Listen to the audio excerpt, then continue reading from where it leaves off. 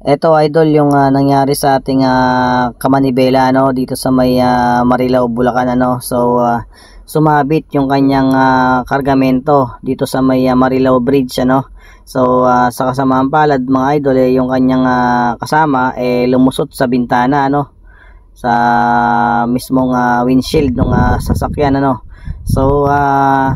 sa tulay kasi na to mga idol sa totoo lang tumataas yung espalto so nag-iiba yung ating vertical clearance kumbaga yung standard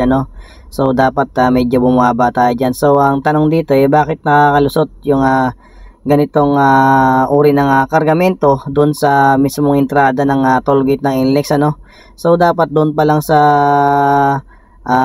entrada dapat naharang na yung ganito kataas or kasi nagkaroon kasi ng tendency na tumaas talaga yung kalsada rito sa Bulacan. Kaya nangyayari na marami ng insidente na sumasabit talaga sa tulay na to Ito yung medyo napuruhan.